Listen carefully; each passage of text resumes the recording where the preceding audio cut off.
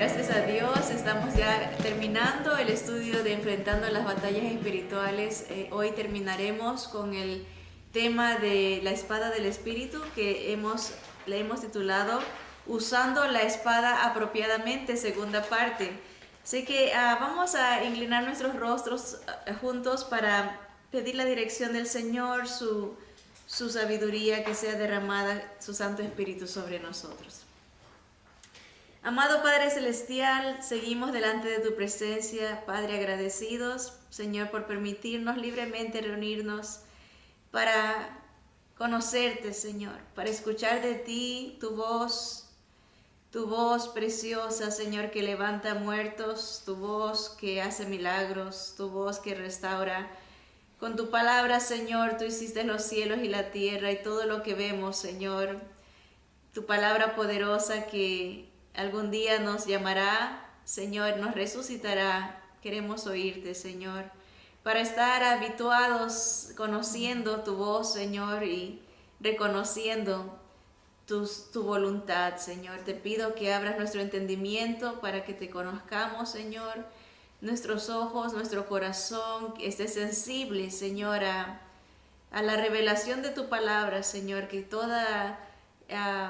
todo ídolo que hayamos creado, Señor, religiosidad, Señor, costumbrismo, hábitos que no te agradan, Señor, sean revelados esta mañana, Señor, para que podamos libremente entrar ante tu trono, Señor, en el nombre de Jesús, para adorarte, para servirte, Señor.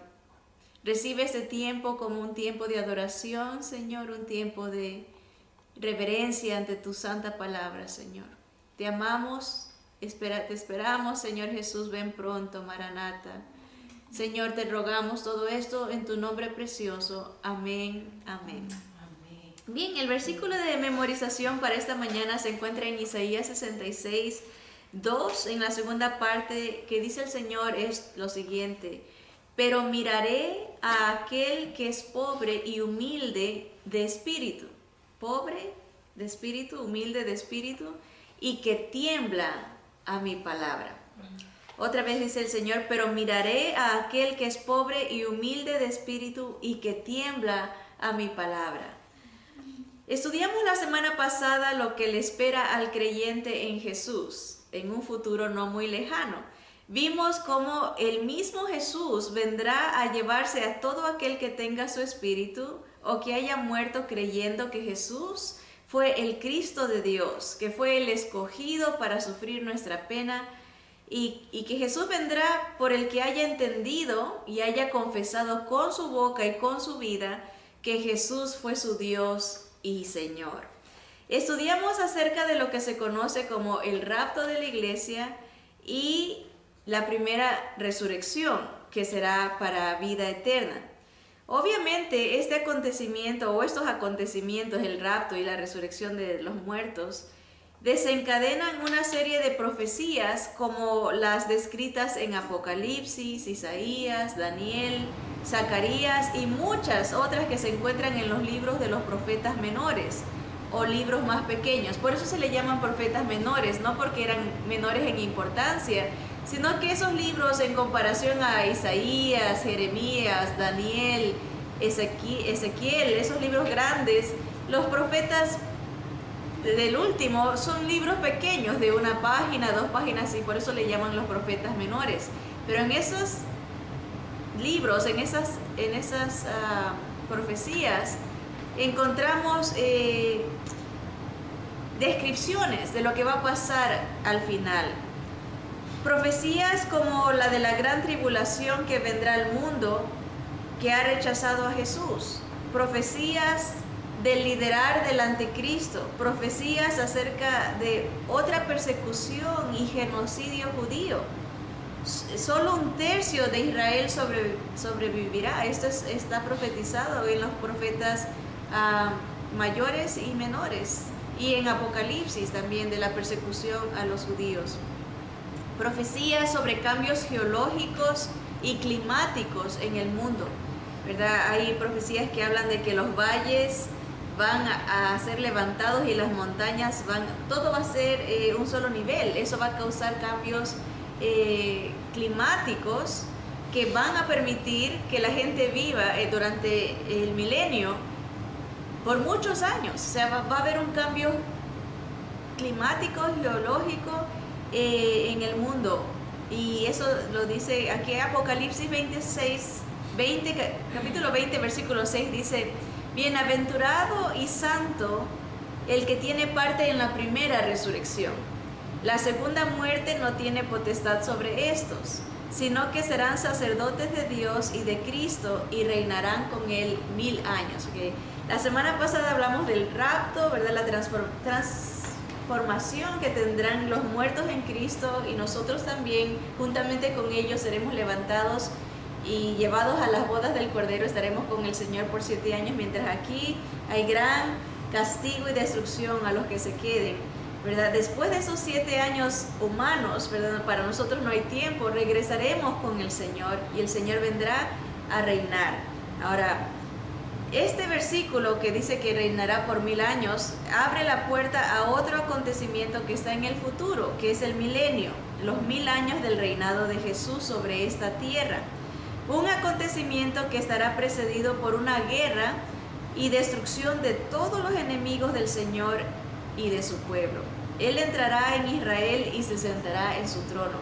A veces nos imaginamos algo espiritual, ¿verdad? Que viene y va a haber paz para siempre. No, antes de que pueda Él establecer su reino, tiene que poner a todos sus enemigos por estrado de sus pies, ¿verdad? Puse entre comillas la palabra guerra, porque en una guerra se supone que hay lucha de lado y lado, pero se nos dice que cuando viene el Señor, con el poder de su boca, destruirá a todos sus enemigos. La sangre dice que le llegará al muslo, va a ser una destrucción bien grande. Todo esto nos narran los profetas, al punto que se nos dice que sus enemigos estarán parados, y a mí me da la impresión como que, me imagino el poder como de una bomba atómica, que los ojos se les van a derretir, estando ellos parados, la carne se va a derretir, los ojos se van a consumir, ¿verdad? Y se van a hacer como polvo delante de la presencia de Jesús. Ya viene Jesús en otra faceta, ya no el sufriente siervo crucificado, rechazado, despreciado, sino que viene con todo su poder y toda su gloria, ¿verdad? Todo ojo lo va a ver, y viene a reinar para siempre, a establecer su reino aquí en la tierra por 1000 años. Ahora, Zacarías 12 nos dice lo siguiente: profecía de la palabra de Jehová acerca de Israel. Jehová, que extiende los cielos y funda la tierra y forma el espíritu del hombre dentro de él, ha dicho: he aquí yo pongo a Jerusalén por copa que hará temblar a todos los pueblos de alrededor contra Judá, en el sitio contra Jerusalén.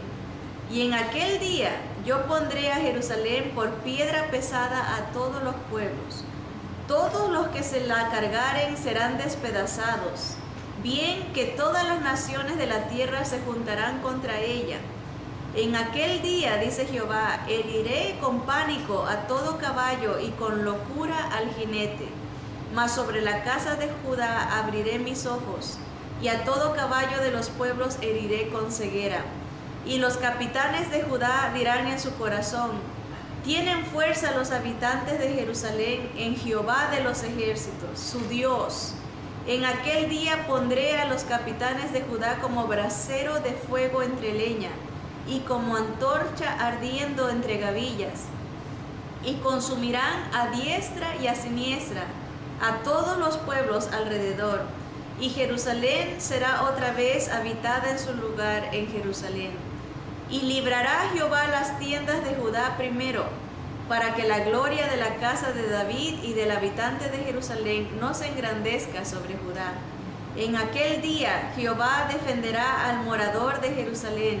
El que entre ellos fuere débil, en aquel tiempo será como David, y la casa de David como Dios, como el ángel de Jehová delante de ellos.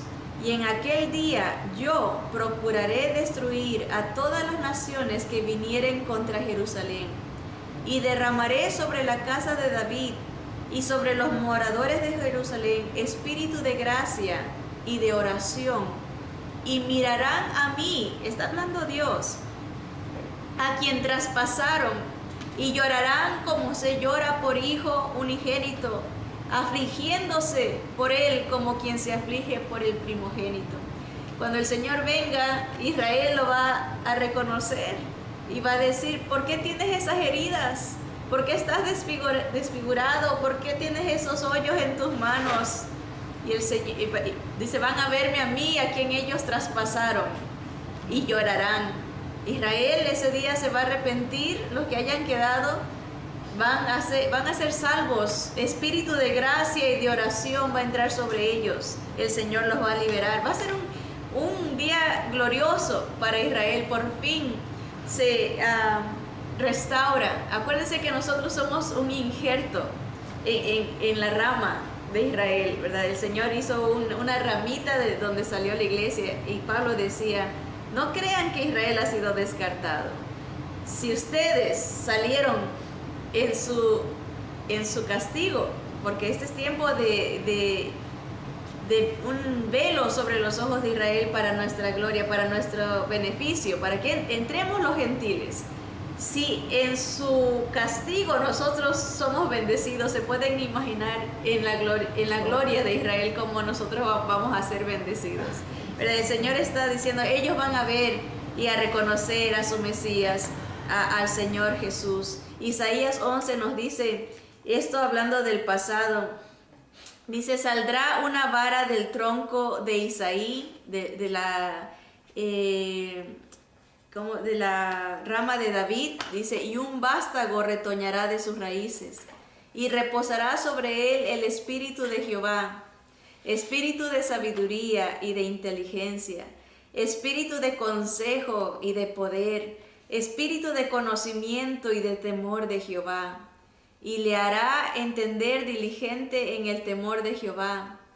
No juzgará según la vista de sus ojos, ni arguirá por lo que oigan sus oídos, sino que juzgará con justicia a los pobres, y arguirá con equidad por los mansos de la tierra, y herirá la tierra con la vara de su boca, y con el espíritu de sus labios matará al impío.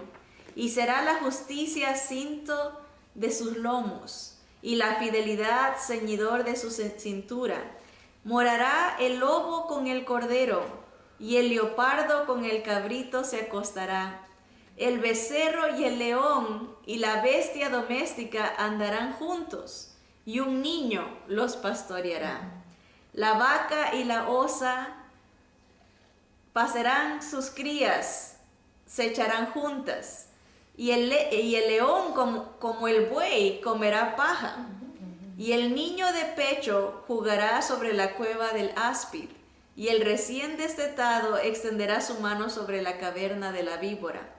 No harán mal ni dañarán en todo mi santo monte, porque la tierra será llena del conocimiento de Jehová, como las aguas cubren el mar. Acontecerá en aquel tiempo que la raíz de Isaí, la cual estará puesta por pendón a los pueblos, será buscada por las gentes, y su habitación será gloriosa. Qué hermoso, ¿verdad? La restauración, ¿verdad? Ya no va a haber pecado ni maldad, no va a haber la maldición de el aplastar uno al otro, ¿verdad? Hasta aún en el reino animal se ve esto, la supervivencia, la muerte. Ya no va a haber eso. Y el Señor va a quitar esa maldición, y va a haber una armonía que podrá estar junto al león, como el buey va a comer paja, ¿verdad? Es la osa, dice, imagínense, una osa, ¿verdad? Va a estar compartiendo con sus crías con la de los leones, ¿verdad? Y ellos jugando juntos, ¿no? Los niños podrán guiar a los becerritos y a los leones, ¿verdad? Qué hermoso. Nunca han soñado o se han imaginado abrazar a un león, a su melena, ¿no? A un oso, no poder, porque ahorita no podemos, son agresivos, están bajo la maldición del pecado, ¿no? Pero llegará un día de restauración del mundo. El mundo verá la gloria, como el agua cubre el mar, ¿verdad? Está completamente cubierto de agua, así va a cubrirse la tierra del conocimiento de Jehová. Ya no va a haber necesidad de enseñar la palabra de Dios, porque todos entenderán la palabra de Dios. El Señor mismo estará aquí entre nosotros, será glorioso, ¿verdad? Sigamos con la lectura. Dice, todo mundo resucitará. La diferencia es que unos resucitarán para vida eterna, que es la primera resurrección o en el rapto, y otros ya cuando esta tierra se desaparezca para muerte eterna. Entonces hemos visto algunas cosas que están en el futuro, ¿verdad? El rapto, la resurrección, el milenio, pero después viene lo que la Biblia llama la muerte segunda, la segunda resurrección. Apocalipsis 20, 11 al 15 dice, y vi un gran trono blanco, y al que estaba sentado en él, de delante del cual huyeron la tierra y el cielo. Se desaparece ya la tierra para siempre, después de esos 1000 años. Dice, y ningún lugar se encontró para ellos. El universo que nosotros conocemos, esta galaxia, ya desaparece, deja de existir. Versículo 12 dice, y vi a los muertos grandes y pequeños de pie ante Dios, y los libros fueron abiertos. Y otro libro fue abierto, el cual es el libro de la vida. Y fueron juzgados los muertos por las cosas que estaban escritas en los libros según sus obras. Y el mar entregó los muertos que había en él, y la muerte y el Hades entregaron los muertos que habían en ellos, y fueron juzgados cada uno según sus obras. Y la muerte y el Hades fueron lanzados al lago de fuego. Esta es la muerte segunda. Y el que no se halló inscrito en el libro de la vida fue lanzado al lago de fuego. Este juicio, hermanos, lo menos que nosotros queremos es ser juzgados por nuestras obras. Porque nadie se va a salvar por obras. Nosotros queremos ser juzgados por Jesús, por la sangre de Cristo. Este juicio, como vamos a leer en un segundo, no es para cristianos, es ya al final de las edades, ya cuando se acaba la tierra, cuando desaparece todo. Es para aquellos que rechazaron el sacrificio de Cristo y dijeron, no, yo creo que me puedo salvar por mí mismo, júzguenme por mis obras. Yo tengo mi religión, yo he sido buena persona, no tengo por qué temer, júzguenme. Y dice el Señor, ¿eso que hiciste? Muy bien, vamos a abrir los libros. Y dice que al que es juzgado por sus obras no está escrito en el libro de la vida, no se halla inscrito en el libro de la vida, por lo tanto es lanzado al lago de fuego. La Biblia nos habla de diferentes juicios a las naciones y su trato con Israel, juicio a los incrédulos, juicio a Israel, y obviamente el juicio a los creyentes, que será para evaluar el amor y el servicio que cada uno hayamos tenido y dado por nuestro Salvador. Segunda a los Corintios 5:10 nos dice, porque es necesario que todos nosotros comparezcamos ante el tribunal de Cristo. Noten aquí otro nombre diferente, no es el trono blanco, que es el juicio a los que se van a condenar, sino que es el tribunal de Cristo. Todos vamos a comparecer ante el tribunal de Cristo para que cada uno reciba según lo que haya hecho mientras estaba en el cuerpo, sea bueno o sea malo. Ahora vamos a aclarar esto. El juicio para el creyente no será para condenación, sino más bien una evaluación de su trabajo después de haber nacido de nuevo, porque fuimos renacidos en la gracia de Dios para andar en las buenas obras que fueron creadas para que las hagamos. Esto nos debe de animar a siempre mantener un enfoque correcto, puestos los ojos en Jesús, el autor y consumador de nuestra fe. Hacer las cosas no por obligación, ni por costumbre, ni por presión, sino porque con cada actitud y obra traemos gloria al que nos salvó. y ese gozo nos bendecirá. La salvación no es por obras, es por fe, pero la premiación será por las obras que hayamos hecho después de haber sido salvados. Efesios 2, 8 y 10 nos aclaran eso. Dice, porque por gracia sois salvos. Es un regalo por medio de la fe. Y esto no de vosotros, es un don de Dios, es un regalo de Dios. No por obras, para que nadie se gloríe. Y ahí viene el versículo 10, dice, a veces nos quedamos ahí, pero sigue las escrituras, dice, porque somos hechura suya, somos su poema, creados en Cristo Jesús para buenas obras, las cuales Dios preparó de antemano para que anduviésemos en ellas. Dios ha preparado algo específico para que cada uno de nosotros hagamos para su gloria. Un servicio de adoración, una entrega en gratitud, una obra para exaltar lo que el Señor ha hecho en y por nosotros, ¿verdad? Si agradamos al Señor con nuestra entrega y servicio, Él nos premiará. Si no lo agradamos, sufriremos pérdida. Habrán coronas y niveles de responsabilidad asignada por Jesús a aquellos que humildemente le trajeron gloria y lo honraron con su servicio, con sincera motivación, obra y pensamiento, ¿verdad? La espada de Dios, esa espada del Espíritu, nos ha revelado el futuro para conocer que nuestro Dios es todo conocimiento, es omnisciente, todo lo sabe, es eterno, no cambia, es fiel a sus pactos y promesas. Esa espada nos permite ser llenos del conocimiento del Altísimo. Aprendamos a usarla apropiadamente, no de una manera humanista. Yo les había comentado, hermanos, que había originalmente pensado, y hasta les comenté que deseaba hablar de cómo esta espada, la palabra del Señor, puede guiarnos en diferentes situaciones o necesidad que tengamos, ¿verdad? Les dije, bueno, me gustaría aprender a usar la espada, por ejemplo, si estamos en alguna necesidad, cómo saberla usar cuando estamos en esa necesidad, ¿verdad? Pero, por ejemplo, que íbamos a dedicar unas clases a cómo encontrar versículos que, por ejemplo, nos hablen cuando estemos tristes o cuando estemos preocupados o desanimados, etcétera, etcétera. Pero estas semanas el Señor me ha dado la oportunidad de ver cómo nos hemos desviado del propósito de la revelación de la palabra y hemos hecho de Dios un ser como nosotros, ¿verdad? Lo queremos tratar a nuestro nivel, ¿verdad? Como un amigo, porque le queremos imponer lo que nosotros deseamos y no ver lo que Él desea de nosotros. A través de otro estudio que estamos siguiendo en la iglesia, vamos viendo cómo nos acercamos con una actitud errada a la palabra de Dios.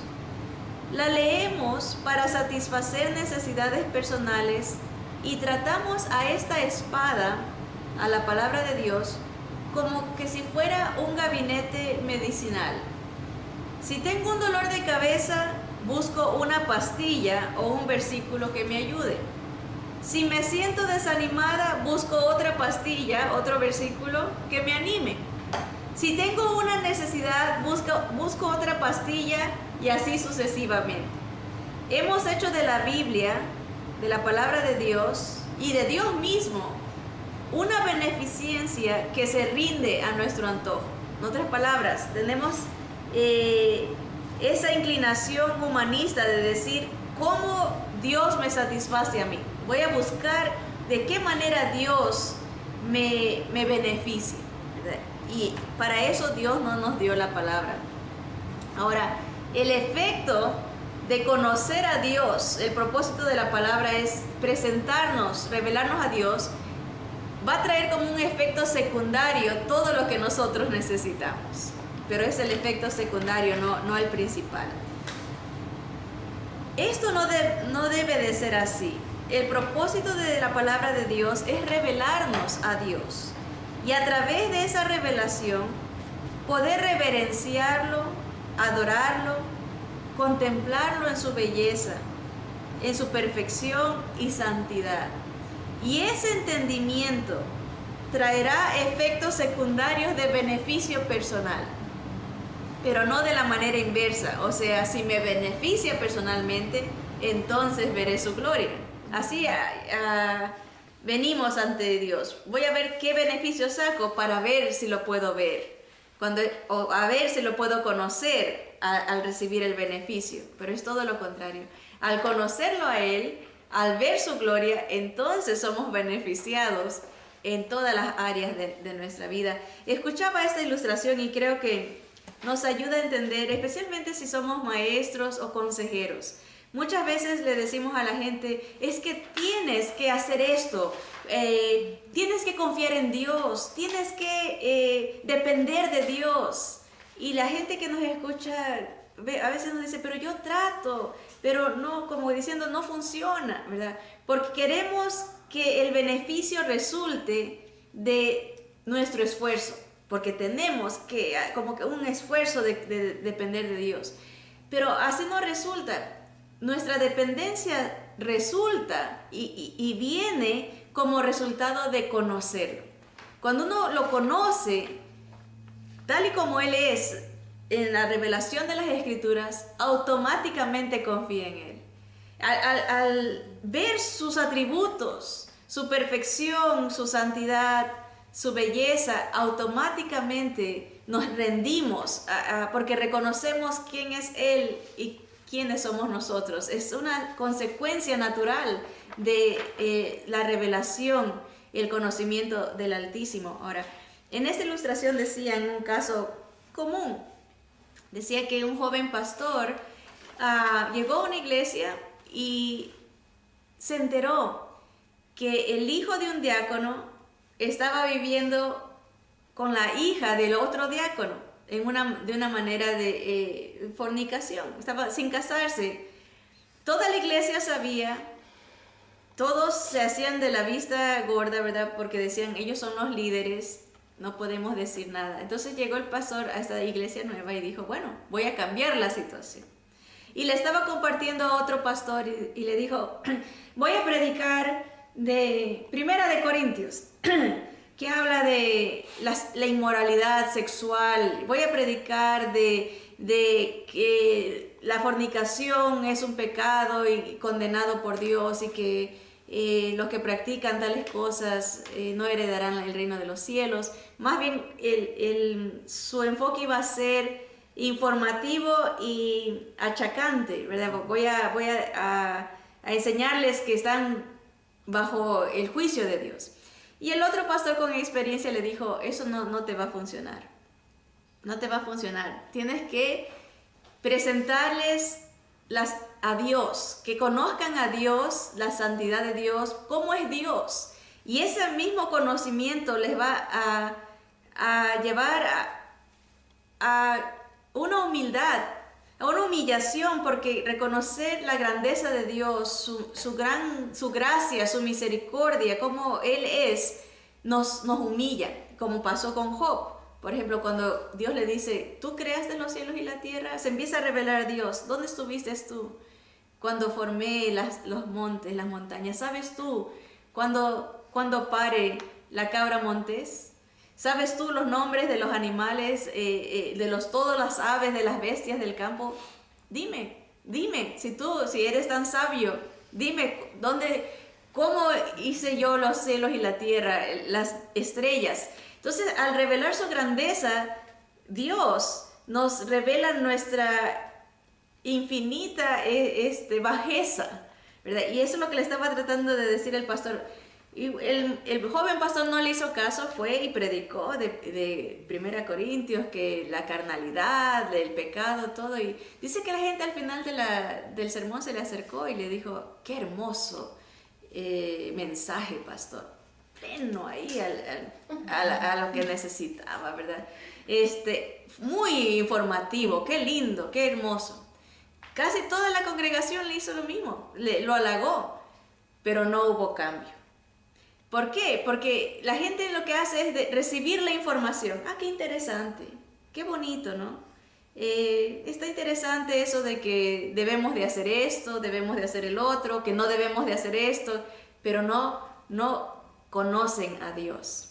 Simple y llanamente conocen algo de lo que Dios ha enseñado, pero no a la persona de Dios. Y no hubo cambio. En otras palabras, hasta los mismos muchachos se le acercaron y le dijeron que les había gustado el sermón y que había estado bonito, pero ahí nomás como diciendo, no te metas con mi vida, yo decido, está interesante la información, pero ahí nomás. Y este peligro lo corren todas las iglesias de todas las denominaciones, por ejemplo, cuando enseñamos no solamente a los adultos, pero a los niños. Si se les enseña el arca de Noé, se les enseña David y Goliat, se les enseña Daniel y el foso de los leones, ¿verdad? Y como una historia, una información, y mira qué valiente fue Daniel, o mira cómo oraba José, digamos, pero no se enseña al Dios de Daniel, no se enseña al Dios de David, ¿verdad? ¿Cómo es ese Dios? No se enseña al Dios de José. ¿Qué es la esencia de Dios, su persona? Entonces el niño crece sabiendo todas las historias de la Biblia sin conocer a Dios. Cuando es joven dice, yo sé eso, pero nunca ha tenido un encuentro personal con ese Dios que es revelado a través de la palabra de Dios. Entonces reconocemos que estamos llegando a la Biblia de una manera errada, buscando solo beneficios, pero no una intimidad, un conocimiento del Dios de Israel, ¿verdad? De ese Dios eterno, perfecto, santo, que todo lo escudriña, que todo lo sabe, que demanda, que dice, solo yo soy Dios. A Israel, Dios se reveló a Israel a través de Moisés, le da la ley para que sepan cómo el carácter de Dios, cómo es Dios de perfecto, de santo, y le dice lo que se conoce como el Shema de Israel, que justo, como no hay casualidades, esta semana estaba aprendiendo por un canto que dice así en hebreo, Shema Israel, Adonai Eloheinu, Adonai Echad, que quiere decir, oye, oh Israel, Jehová tu Dios, tu Señor, uno es. Dios es uno, no hay otro como Él. A veces hacemos otros dioses, nosotros mismos nos elevamos como Dios, ¿verdad? Y el Señor dice, solo soy yo, mi gloria no la comparto con nadie, ¿verdad? Cuando uno conoce a ese Dios, se rinde ante su voz, ante su palabra, no le pone condiciones ni le impone sus propios puntos de vista, ¿verdad? Vámonos a la página 125, dice, veamos un ejemplo de esto.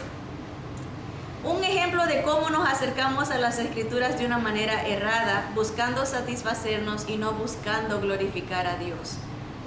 Por ejemplo, cuando estamos pasando por desánimo y fatiga espiritual, uno de los versículos que buscamos para animarnos se encuentra en Isaías 40:31. ¿Cuántos de ustedes han escuchado este? Pero los que esperan en Jehová tendrán nuevas fuerzas, levantarán alas como las águilas, correrán y no se cansarán, caminarán y no se fatigarán. Pero veamos de qué se trata el capítulo. Isaías 40:1 dice, consolaos, consolaos, pueblo mío, dice vuestro Dios. Hablad al corazón de Jerusalén, decidle a voces que su tiempo es ya cumplido, que su pecado es perdonado, que doble ha recibido de la mano de Jehová por todos sus pecados. Vos que clama en el desierto, preparad camino a Jehová, enderezad calzada en la soledad a vuestro Dios. Todo valle sea alzado y bájese todo monte y collado, y lo torcido se enderece, y lo áspero se allane, y se manifestará la gloria de Jehová, y toda carne juntamente la verá, porque la boca de Jehová ha hablado. Voz que decía, da voces, y yo respondí, ¿qué tengo que decir a voces? que toda carne es hierba y toda su gloria como la flor del campo. La hierba se seca y la flor se marchita, porque el viento de Jehová sopló en ella. Ciertamente como hierba es el pueblo, sécase la hierba, marchítase la flor, mas la palabra de Dios nuestro permanece para siempre. Súbete sobre un monte alto, anunciadora de Sión, levanta fuertemente tu voz, anunciadora de Jerusalén. Levántala, no temas, di a las ciudades de Judá, ved aquí al Dios nuestro, he aquí que Jehová el Señor vendrá con poder y su brazo señoreará. He aquí que su recompensa viene con él y su paga delante de su rostro. Como pastor apacentará su rebaño, en su brazo llevará los corderos y en su seno los llevará. Pastoreará suavemente a las paridas. Hasta ahí vamos a hacer una pausa, estamos en el versículo 11. Hasta ahorita hemos leído de un periodo de tiempo grandísimo. Estamos hablando, a Isaías se le revela la venida de Juan el Bautista, que iba a enderezar las veredas para la venida de Jesús. Y se anuncia la venida del Señor Jesús, que va a la segunda venida, que Él va a establecer ya su reino. Miren, noten el versículo 4, todo valle será alzado, ese cambio geológico, climático, todo monte será bajado y lo torcido se va a enderezar, ¿verdad? El Señor viene, ¿verdad? Y como dice el versículo 9, súbete sobre un monte alto, anunciadora de Sión.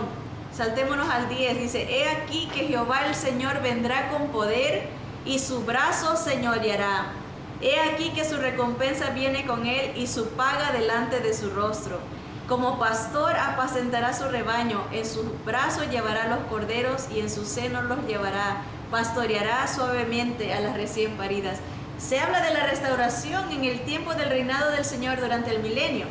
Se nos está revelando a Dios. Dios viene con poder. Dios viene a reinar. Dios es el que ha establecido la tierra y la va a restaurar. Versículo 12 nos sigue hablando de Dios. Pregunta, ¿quién midió las aguas con el hueco de su mano y los cielos con su palmo? Con 3 dedos juntó el polvo de la tierra y pesó los montes con balanza y con pesas los collados.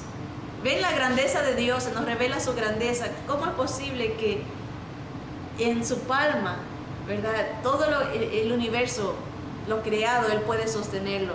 Versículo 13, ¿quién enseñó al Espíritu de Jehová o le aconsejó enseñándole? ¿Habrá algo que podamos enseñarle a Dios? ¿A quién pidió consejo para ser avisado? ¿Quién le enseñó el camino del juicio o le enseñó ciencia o le mostró la senda de la prudencia? He aquí que las naciones le son como la gota de agua que cae del cubo, y como menudo polvo en las balanzas le son estimadas. He aquí que hace desaparecer las islas como el polvo. Ni el Líbano bastará para el fuego, ni todos sus animales para el sacrificio. Como nada son todas las naciones delante de él, y en su comparación serán estimadas en menos que nada, y que lo que no es. ¿A qué pues haréis semejante a Dios? ¿A qué imagen le compondréis? El artífice prepara la imagen de talla, el platero le extiende el oro y le funde cadenas de plata. El pobre escoge para ofrecerle madera que no se apolille, se busca un maestro sabio que le haga una imagen de talla que no se mueva. ¿No sabéis? ¿No habéis oído? ¿Nunca os lo han dicho desde el principio? ¿No habéis sido enseñados desde que la tierra se fundó? Él está sentado sobre el círculo de la tierra, cuyos moradores son como langostas. Él extiende los cielos como una cortina, los despliega como una tienda para morar. Él convierte en nada a los poderosos, y a los que gobiernan la tierra hace como cosa vana. Como si nunca hubieran sido plantados, como si nunca hubieran sido sembrados, como si nunca su tronco hubiera tenido raíz en la tierra. Tan pronto como sopla en ellos se secan, y el torbellino los lleva como hojarasca. ¿A qué pues me haréis semejante o me compararéis? Dice el Santo. Levantad en alto vuestros ojos y mirad quién creó estas cosas. Él saca y cuenta su ejército. A todas llama por sus nombres, hablando de las estrellas. Ninguna faltará, tal es la grandeza de su fuerza y el poder de su dominio. ¿Por qué dices, oh Jacob, y hablas tú, Israel, mi camino está escondido de Jehová y de mi Dios pasó mi juicio? ¿Por qué te quejas? ¿No has sabido, no has oído que el Dios eterno es Jehová, el cual creó los confines de la tierra? No desfallece ni se fatiga con cansancio, y su entendimiento no hay quien lo alcance. Él da esfuerzo al cansado y multiplica las fuerzas al que no tiene ningunas. Los muchachos se fatigan y se cansan, los jóvenes flaquean y caen. Pero los que esperan a Jehová tendrán nuevas fuerzas, levantarán alas como las águilas, correrán y no se caminarán y no se fatigarán. No porque nosotros seamos los fuertes, sino porque confiamos en el que es fuerte. Confiamos en el poderoso de Israel, aquel que hizo los cielos y la tierra. Ven cómo la palabra nos presenta a Dios, y ese Dios nos da promesas, pero cuando lo conocemos a Él, las gozamos. Las promesas no son exclusivas sin conocerlo a Él. El capítulo exalta el poder y la inmensidad de Dios.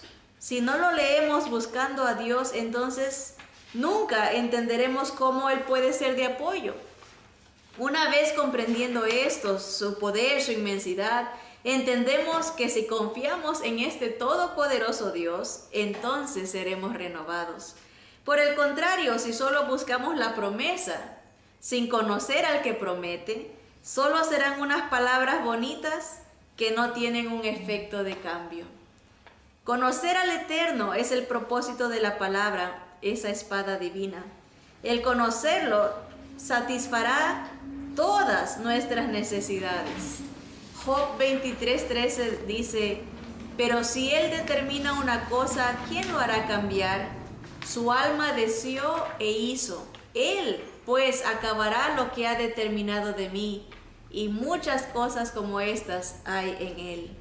Salmo 102, versículo 25 al 27 dice: desde el principio tú fundaste la tierra, y los cielos son obra de tus manos.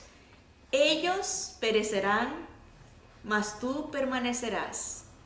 Y todos ellos como una vestidura se envejecerán. Como un vestido los mudarás y serán mudados, pero tú eres el mismo, y tus años no se acabarán. Que nos dan ánimo esas palabras, conocer que nuestro Dios no cambia, siempre seguirá siendo el mismo, ¿verdad? El mismo Dios santo, justo y verdadero. Isaías 46, 10 al 11 dice el Señor: que anuncio lo por venir desde el principio, y desde la antigüedad lo que aún no era hecho, que digo, mi consejo permanecerá y haré todo lo que quiero, que llamo desde el oriente al ave y de tierra lejana al varón de mi consejo. Yo hablé y lo haré venir, lo he pensado y también lo haré. Santiago 1, 16 y 17 dice: amados hermanos míos, no erréis. Toda buena dádiva y todo don perfecto desciende de lo alto, del Padre de las luces, en el cual no hay mudanza ni sombra de variación. No tenemos por qué dudar de la bondad, la fidelidad, la perfección, la santidad, la justicia de Dios. No, todo, no erremos, dice, no te equivoques. Todo lo bueno viene de Dios, toda buena dádiva y todo regalo perfecto viene de lo alto. Si algo tenemos bueno, es porque Dios nos lo ha dado. ¿Qué tenemos que no hayamos recibido de Él, verdad? Nuestro Dios.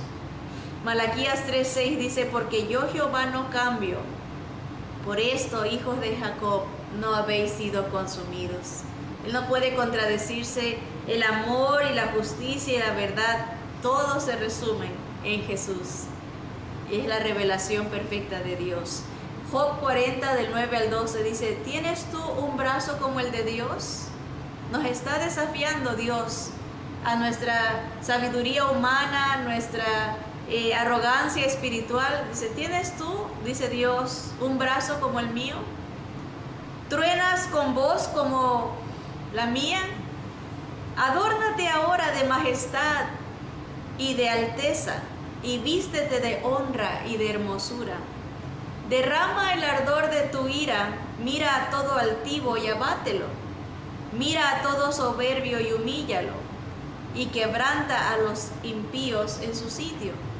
Todo esto puede solo hacer Dios. Quebrantar al soberbio, al arrogante, derramar su ira, solamente el juicio es de Dios.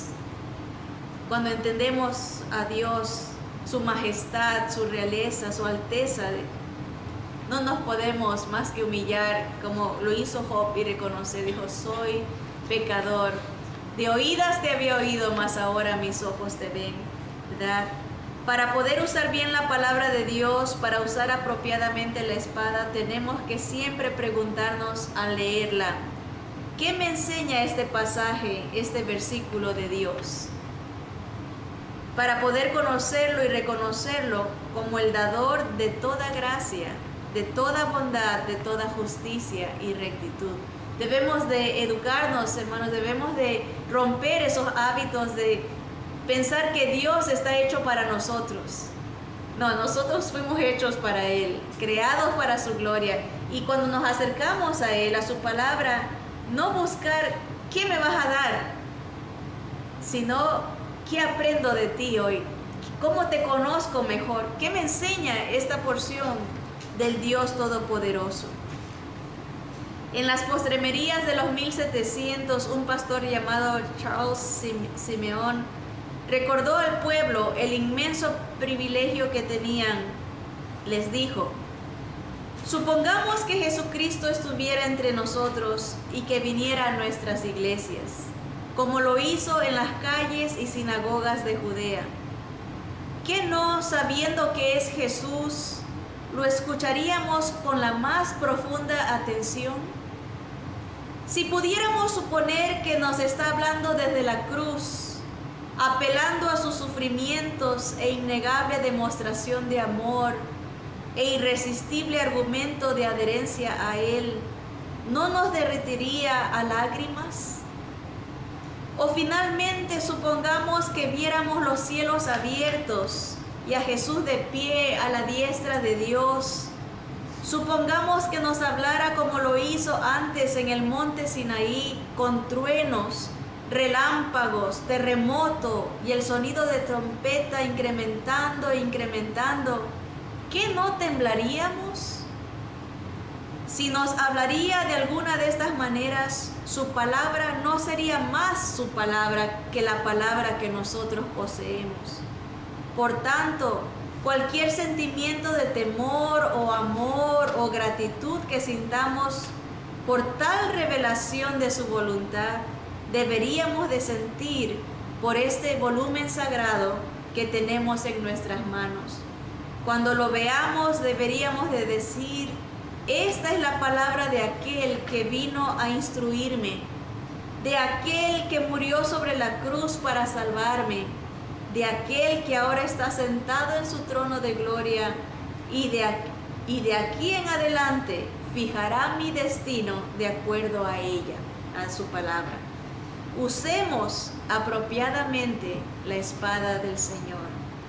Jehová, tú eres mi Dios, te exaltaré, alabaré tu nombre, porque has hecho maravillas, tus consejos antiguos son verdad y firmeza. Isaías 25:1. Tus consejos antiguos son verdad y firmeza.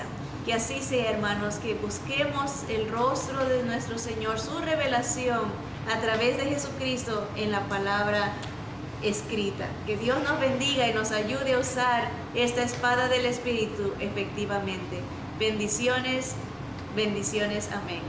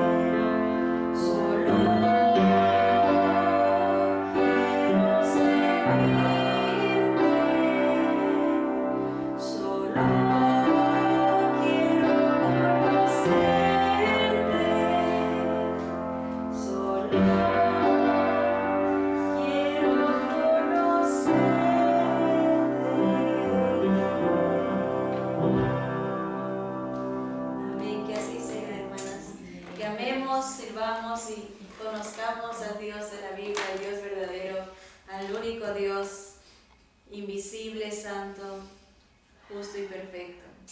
Vamos a orar.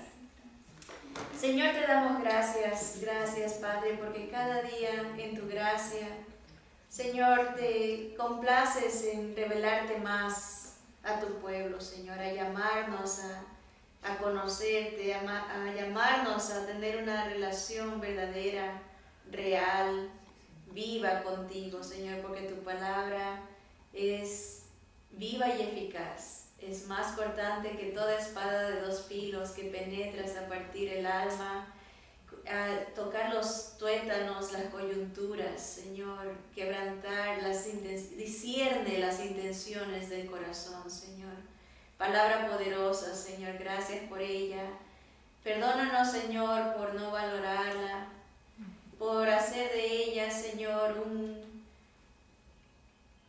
de un uso personal, Señor, cuando en realidad no es acerca de nosotros, pero es acerca de ti. Señor, enséñanos a reverenciarte. El principio de la sabiduría es el temor a Jehová, la reverencia, el asombro de quién eres tú, Señor, y quiénes somos nosotros. Reconocemos tu grandeza, Señor, perdónanos, danos más de ti, llénanos de tu sabiduría, Señor, de inteligencia espiritual, Señor, de toda ciencia. Danos más humildad, Señor. Pon ese sentir que hubo en nuestro Señor Jesús, que se humilló a sí mismo, siendo Dios, se hizo criatura, Señor. A nosotros, danos humildad, Señor, para que podamos conocerte, Señor, para que podamos amarte y servirte con todas nuestras fuerzas, con todo nuestro corazón, con toda nuestra mente, con toda nuestra alma, Señor. Ayúdanos, Padre, te necesitamos. Todo eso te pedimos en el nombre de Jesús. Amén, amén. Que Dios nos bendiga, hermanas. Gracias.